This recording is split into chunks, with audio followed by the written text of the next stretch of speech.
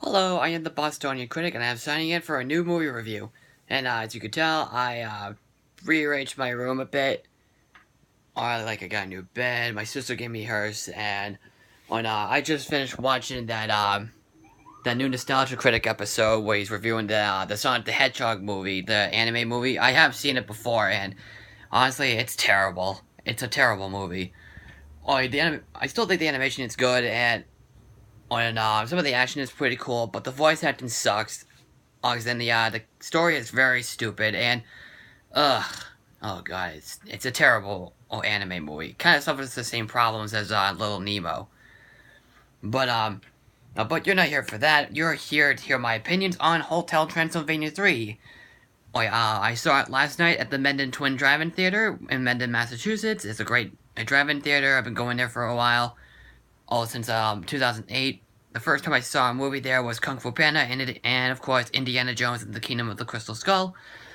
So they were showing both Hotel Transylvania 3 and Incredibles 2.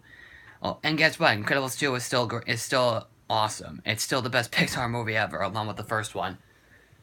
It's still worth seeing. So before I go on talk about the third film of Hotel Transylvania, I might as well talk about what I thought about the other films, and you already know I'm not a big fan of Sony Pictures Animation. I think they have made some really crappy movies. There like a ton of crappy movies.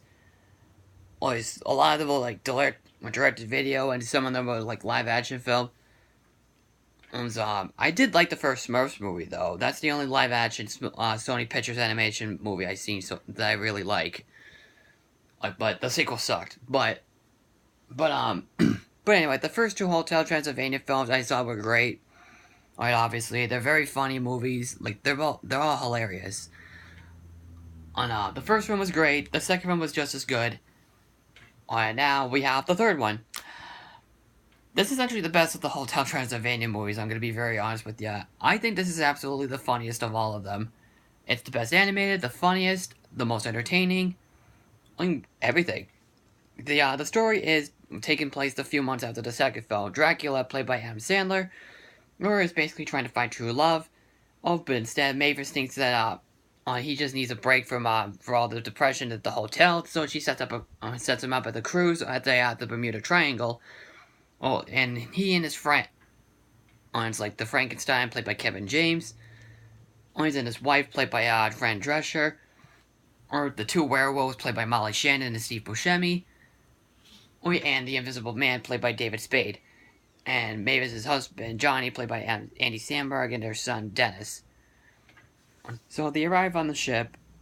First they're on a plane full of gremlins, the plane loses control, which basically takes a joke from Madagascar Escape to Africa, but relatively so funny. It kind of makes sense because gremlins do mess up airplanes, unless you've seen that Looney Tunes cartoon, where Bugs Bunny meets an actual gremlin. So they arrive at the ship, and then they meet the captain of the ship, called Erica, played by Catherine Kahn.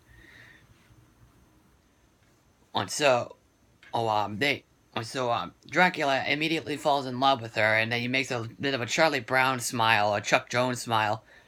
And he makes a really funny makes a really funny line, like "Idubide, Ishula, Ikupide."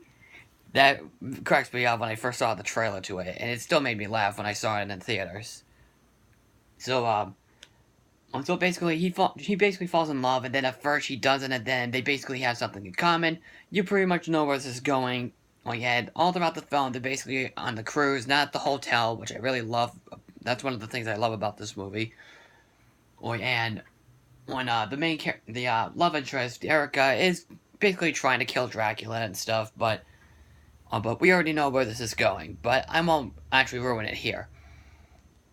Let's talk about the good stuff about the film. The animation is awesome. It's brilliant.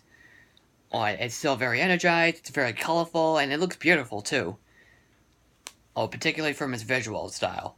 What do you call it? I love how, the speed of the animation is. It's very fun, and it's like, very quick.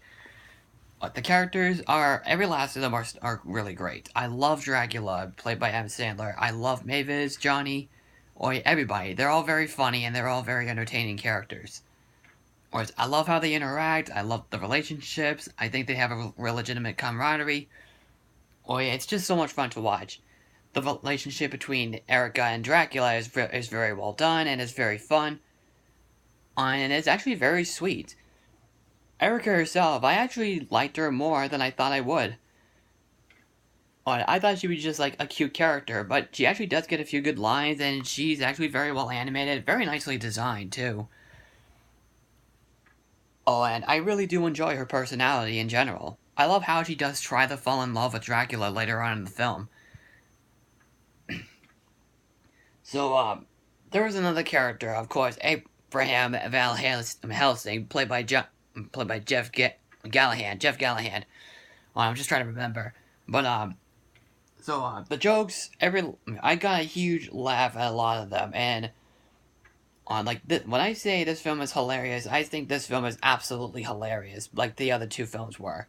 And this is by far the funniest of all of them. It's kind of unlike my reaction to Despicable Me 3. Well, Despicable Me 3 is great, I just think the second film is better. With Hotel Transylvania 3, this one is much better than Despicable Me 3, because the problem I have with Despicable Me 3 is the story.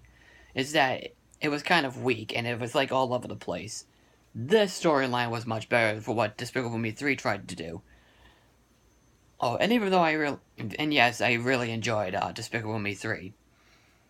It is the funniest, but it has a weak story. This film has a much better story, and the focus is on Dracula trying to interact, trying to fall in love with another person. So, what do you call it? What else? So, yeah, honestly, I really enjoyed this film. I absolutely love it. These films are definitely the best of the Sony animated films, even though I'm not that big of a fan of it. I did see the short called Puppy before knowing about the dog in the third film.